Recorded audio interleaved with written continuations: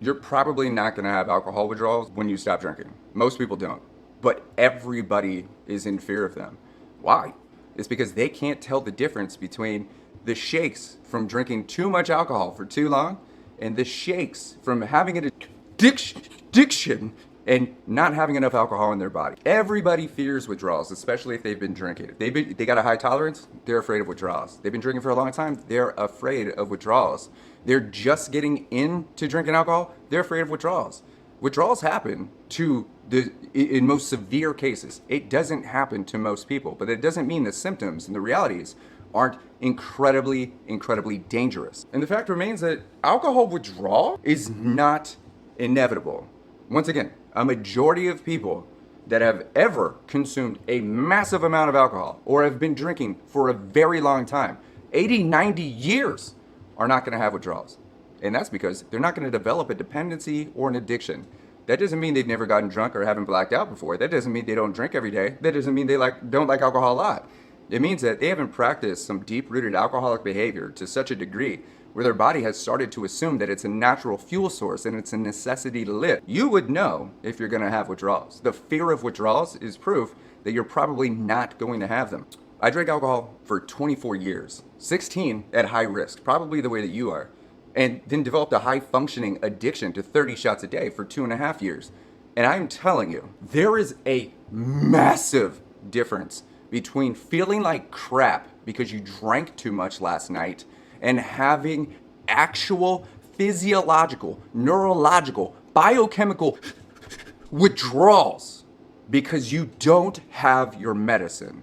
And if you can't tell the difference between those two, then you're probably doing better than you think. Until you've developed a near addiction or full-blown addiction. You literally can't live without it. Until the only way you can get through your day or your entire life is planned around the alcohol, you haven't developed enough of a practice where your body is literally dependent on the ethanol, on the toxicity, on the poison. If your brain and body haven't learned to utilize a literal drug to function, you are not going to experience withdrawals. But that doesn't mean you're not going to experience similar symptoms. I know for a fact that most people can't tell the difference between the anxiety behind the headache, behind the dehydration, behind the shakes, behind the nausea, behind the sleepless nights, behind the insomnia, behind the brain fog. All of those things happen with a hangover. Most people who have had a hangover know exactly what it feels like to basically experience withdrawal symptoms. And those exact symptoms are near replicas of what happens with an alcoholic, someone who has a full-blown addiction. The difference is, someone who has an addiction, each one of those symptoms is managed with the alcohol. All of those things are inevitable. They must drink or else that's going to happen. Other people, heavy partiers, binge drinkers, problem drinkers, they just don't like that, but they can move through it. So they may binge on the weekend or party all night long, be up super duper late, not get any sleep, barely drink any water, eat horrible foods, wake up and feel like crap and go, oh my God, these withdrawals are crazy. Wrong. You're not having withdrawals.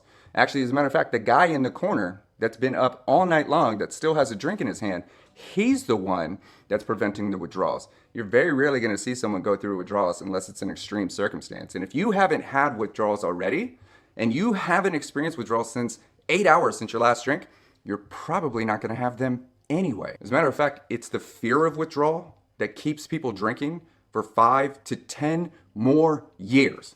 It is very rarely the alcohol that is causing the withdrawal. It is the anxiety of potentially having the withdrawal that is solved with the thing, alcohol, that is going to cause the withdrawals. The fear of withdrawals initiates the habits that creates the inevitable results in time. And for me, a bartender said, hey dude, if you don't want to feel like crap in the morning, just keep drinking. I was already sick enough, and so he poured me 2 shots of tequila. It was only 10 a.m., dude. Like, I'd already partied all night. We were doing, morning brunch.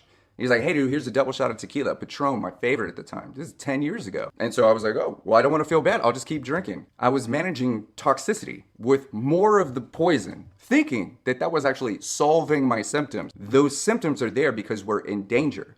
Those symptoms are there because our body knows that what we're doing is damaging us. It'd be weird if you didn't feel like absolute crap. So if you're in fear of withdrawals, I'm gonna give you a few things that you can really focus on, some truths and some practices that are gonna help you move through this. First off, your fear of withdrawals is valid. Okay? You have alcohol in your body. You drink it. You know it's a problem. You know it's a poison. You know it destroys 3.5 million lives every single year. You know you're not built different.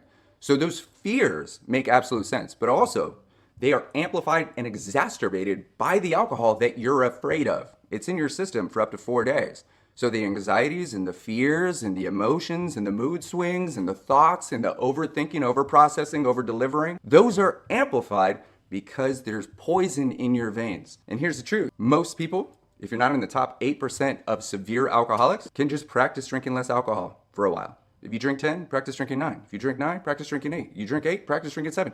Bring it down, bring it down, bring it down. Bring it down to 2 or 3 a day. When you get there, dude, technically, you're in a safe enough place to just put it down. Against popular belief, you do not have to white knuckle this. You are allowed to extend your alcohol intake if it's in the best interest of your safety. The method that I recommend is called the single shot method. You hit the link in my bio, look for single shot method. Thousands of people have used this resource and saved their own lives. They've learned how to practice consuming less alcohol safely and dramatically reduce the risk of having any withdrawals. And here's what's crazy. Most people that I've talked to that tried the single shot method, they thought it was going to be way worse. They swear they were going to need a doctor. They swore up and down they were going to need a hospital. They were wholeheartedly convinced that they were going to have to go into rehab and quit their job. No, you just had to practice drinking a little less alcohol over an extended period of time. With that said, if you are experiencing withdrawals, here's what I want you to do. Drink your water, man. Water is an actual fuel source. Your brain needs it. Your organs need to be lubricated. You are literally made of water. You've got to have it. You still want to eat though. I'm not saying you need a full steak dinner. I mean, you need like small snacks, like oatmeal, dude, like fruit snacks, right? Like oranges, like small things. You got to keep your metabolism running, but you've got to be giving your body the appropriate nutrition. As a matter of fact, I've created an entire nutrition guide called Sober and Strong, also on the website. Every single food that you can eat, when to eat it, how to eat it, examples of meals, when to move your body, how to meditate, everything that I've done since liver failure is all in one place. Check my page for more details. You are already stressed out enough. Your body is already experiencing trauma. It's exhausting. I need you to rest. Don't go push your body. If you're experiencing the shakes or any type of withdrawal symptoms, think of it like a hangover. You're not gonna go stress your body out. And if you gotta take a day off work, take a day off work, man. If you gotta make adjustments, you have to create time for yourself. Don't say no. You matter. Your body matters. Your future matters. It is a very, very small window of time, literally days, that is gonna give your entire life back. Now, when you do that, we could work together with all the tools and resources that I've created to make sure that you never have to worry about this ever again. And when or if it starts to feel like too much, you need to breathe, dude. Breathe. I sat with someone yesterday. We breathed in her car. We both took breaths. Guess what happened? She felt better. Her anxiety went away. It was lower. Her heart rate dropped. She got more clarity. Deep breath up, right? Hold it. One more at the very top. Exhale. Reset your nervous system. Teach your body that you are safe. I promise your anxiety is going to go away. And that's usually on day 3. And most importantly, dude, don't do this alone. You can reach out to me, man. Send me a DM. Let me know that you're going through it. Talk to a friend. Tell a family member, right? Inform someone that you are practicing this. Inform someone that you're drinking less alcohol. Inform someone that you're afraid. I know you're embarrassed. On my website, it says, I know you don't want to be here, but I'm so glad that you are.